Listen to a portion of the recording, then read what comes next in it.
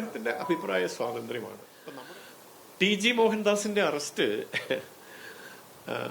നിയമത്തിന്റെ വഴിക്ക് പോകട്ടെ എന്നാണ് നമുക്ക് അതിനെക്കുറിച്ച് പറയാനുള്ളത്. പക്ഷേ അദ്ദേഹത്തിന്റെ ഒരു വീഡിയോയിൽ ഞാനായിരുന്നെങ്കിൽ എന്ന കാര്യങ്ങളൊക്കെ ചെയ്യുമായിരുന്നു. അത് അദ്ദേഹത്തിന്റെ അഭിപ്രായ സ്വാതന്ത്ര്യമാണ്. ഇപ്പൊ നമ്മുടെ നാട്ടിൽ കേരളത്തിൽ തന്നെ പ്രധാനമന്ത്രിയെ വെടിവെച്ച് കൊല്ലണം എന്ന് പറയുന്ന ആളുകൾ, പ്രധാനമന്ത്രിയെ ചാണകത്തലയൻ എന്ന് വിളിക്കുന്ന ആളുകൾ, പ്രധാനമന്ത്രിയെ ഏറ്റവും നിന്ദ്യമായ വാക്കുകൾ ഉപയോഗിച്ച് വിശേഷിപ്പിക്കുന്ന ആളുകളൊക്കെ നമ്മുടെ നാട്ടിലുണ്ട്.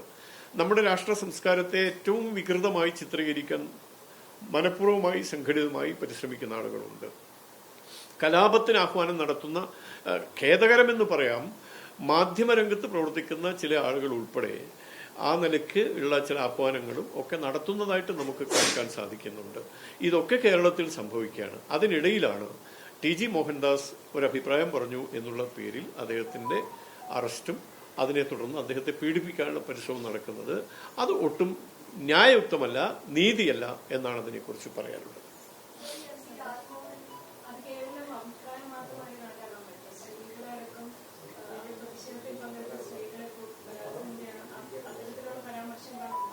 തീർച്ചയായിട്ടും അത് അദ്ദേഹത്തിന്റെ വ്യക്തിപരമായ ഒരു അഭിപ്രായം എന്ന നിലയ്ക്ക് മാത്രമാണ് കാണുന്നത്. അങ്ങനെ ഒരു അഭിപ്രായം അദ്ദേഹം പറയുന്നു, സ്വാഭാവികമാണ്. ഇനി ചില ആളുകൾ കേസ് കൊടുക്കുന്നു, പരാതി കൊടുക്കുന്ന സാഹചര്യത്തിൽ പോലീസ് കേസെടുക്കുന്നു. അതാണ് ഞാൻ പറഞ്ഞത്, നിയമത്തിന്റെ വഴിക്ക് പോകട്ടെ. ഇതിലെ എത്രത്തോളം ന്യായമുണ്ട്, എത്രത്തോളം നീതിയുണ്ട് എന്നതിനെ കുറിച്ചൊക്കെ നമ്മുടെ നാട്ടിൽ നീതിന്യായ സംവിധാനങ്ങളുണ്ട്.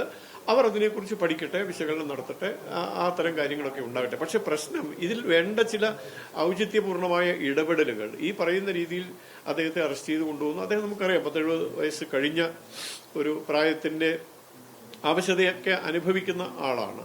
അങ്ങനെ ഒരാൾക്കെതിരെ ഒരു കേസ് വന്നാൽ മാന്യമായ നിലയ്ക്ക് അതിനെക്കുറിച്ചുള്ള ചോദ്യം ചെയ്യലും മറ്റു കാര്യങ്ങളൊക്കെ ആവാം. പക്ഷെ അറസ്റ്റ് ചെയ്യുന്നു, അദ്ദേഹത്തെ രാത്രിയിൽ ജയിലിൽ പാർപ്പിക്കുന്നു, ഇത്തരം കാര്യങ്ങളൊക്കെ സംഭവിക്കുന്നു. അതിനുള്ള അനൗചിത്യമാണ് ചൂണ്ടിക്കാണിച്ചത്. മറ്റൊന്ന്, ചില വിവേചനപരമായ നിലപാടുകളും ഇരട്ടത്താപ്പും അതാണ് നമ്മൾ ചൂണ്ടിക്കാണിക്കുന്നത്.